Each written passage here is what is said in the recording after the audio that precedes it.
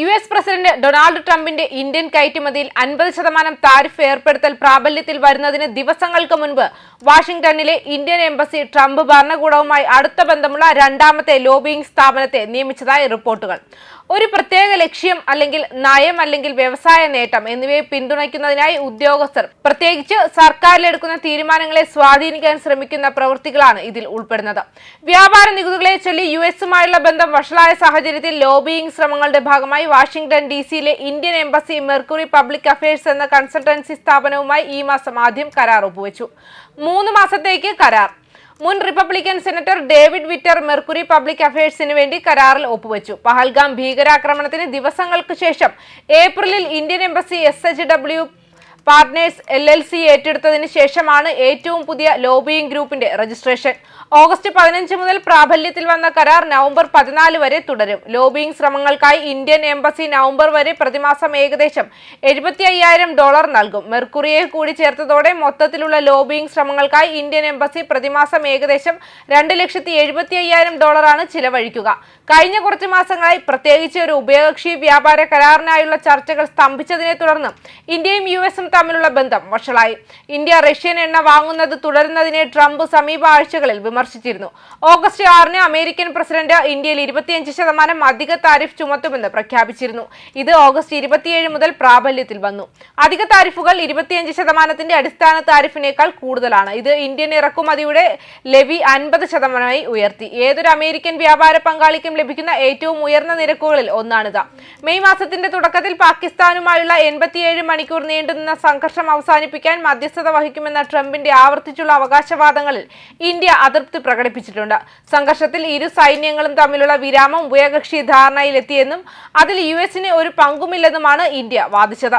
Trump ആവർത്തിച്ച മധ്യസ്ഥ അവകാശവാദങ്ങൾക്ക് പുറമെ American കമ്പനികൾക്ക് ഇന്ത്യയുടെ കാർഷിക ക്ഷീര മേഖലകളിൽ പ്രവേശനം നൽകുന്നതുമായി ബന്ധപ്പെട്ട വ്യാപാര ചർച്ചകളിൽ ന്യൂഡൽഹി കടുത്ത വിയോജിപ്പ് പ്രകടിപ്പിക്കുകയും ചെയ്തു.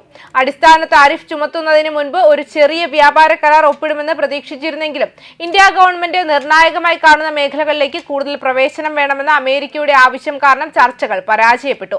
വലിയ ഉഭയകക്ഷി വ്യാപാര കരാറുകൾക്കായുള്ള അടുത്ത റൗണ്ട് ചർച്ചകൾ നേരത്തെ നിശ്ചയിച്ചിരുന്ന ഓഗസ്റ്റ് 25 നിന്ന് മാറ്റി.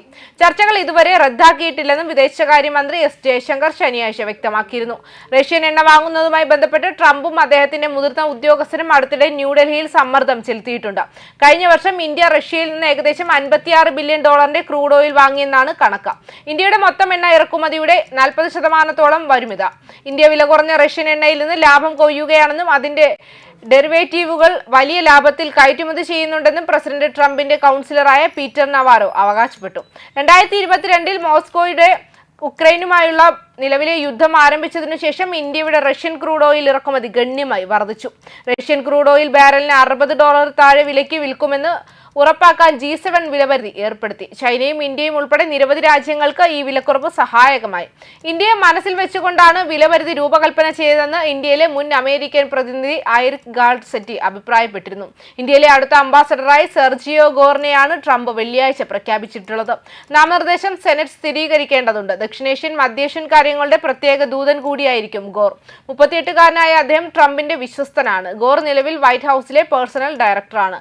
US-മായുള്ള തന്ത്രപരമായ ബന്ധം സംരക്ഷിക്കാൻ ന്യൂഡൽഹി ശ്രമിക്കുന്നതിനിടെയാണ് ലോബിയിങ് ശ്രമങ്ങളിൽ വർധനവുണ്ടായത്. രാഷ്ട്രീയ ബന്ധങ്ങൾ നിലവിൽ പിരിമുറുക്കത്തിലാണെങ്കിലും ഇരു രാജ്യങ്ങൾ തമ്മിലുള്ള പ്രതിരോധ സഹകരണം വേഗത്തിൽ തുടരുന്നു.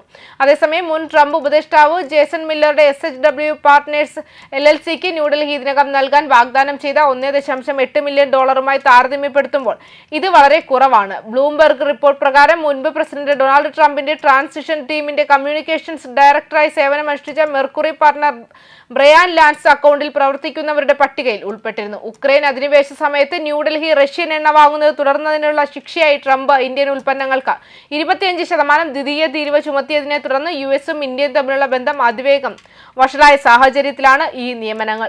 നിലവിൽ 25% പരസ്പര താരിഫിന് വിധേയമായ ഇന്ത്യക്ക് അധിക തീരുവകൾ ചുമത്തരുതെന്ന് ടീമിനെ ബോധ്യപ്പെടുത്താൻ ബുധനാഴ്ച വരെ സമയമുണ്ട്.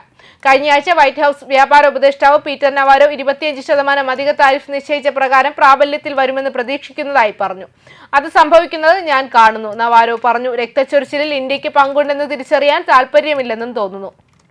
അത് അങ്ങനെ ചെയ്യുന്നില്ല. വൈറ്റ് ഹൌസിലെ ചീഫ് ഓഫ് സ്റ്റാഫ് സൂസി വൈൽസുമായി മെർക്കുറിക്ക് ബന്ധമുണ്ട്. 2024 നവംബർ വരെ വൈറ്റ് ഹൌസിൽ ചേരുന്നതുവരെ അവർ സ്ഥാപനത്തിൽ രജിസ്റ്റർ ചെയ്ത ലോബിയിസ്റ്റ് ആയിരുന്നു. ദക്ഷിണ കൊറിയൻ, ഇക്വഡോർ, ലിബിയൻ, ജാപ്പനീസ് സർക്കാരുകൾക്ക് വേണ്ടിയും മെർക്കുറി ലോബി ചെയ്യുന്നു.